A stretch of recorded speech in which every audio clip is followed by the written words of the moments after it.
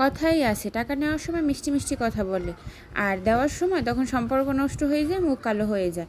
আসসালামু আলাইকুম, সবাই কেমন আছেন? আমি আমার ফ্রেন্ডকে টাকা দিছি, এখন টাকা চাইতে চাইতে আমার যে গলা শুকাই গেছে, এদিকে আমার ফোনের এমবি শেষ, পায়ের জুতা ছিঁড়ে গেছে। বললাম দোস্ত আমার টাকাটা দিয়ে দে, আমি ছিঁড়া জুতা পরে ঘুরতেছি, আমার টাকাটা দিয়ে দে, আমি একজোড়া জুতা কিনি। ওরা আমার টাকা তো দিবেই না, বললো ওই টাকা দিয়ে নাকি ওরা ট্রিট দেবে, হ্যাঁ ওরা ঘুরতে যাবে। তো আমি ওদেরকে বললাম যে টাকাটা দিয়ে দে, অনেক অনুরোধ করলাম, কিন্তু ওরা দুইজন আমার টাকা মাইরে খাইয়ে দুজনের ট্রিট দিতেছে। আমি তোদের বিচার দিলাম, তোদের বিচার আল্লাহর কাছে দিলাম, তোদের বিচার করবে আল্লাহ, বুঝছোস? আমি বিচার দিলাম, একটা ডায়লগ আছে না, ওরকমভাবে বিচার দিলাম। তোরা জীবনেও বড়লোক হইতে পারবি না, খয়রাতিই থাকবি। কি সুন্দর ক্যামেরার সামনে এসে বলে জীবনেও টাকা দেবো না, পারলে কিছু করিস।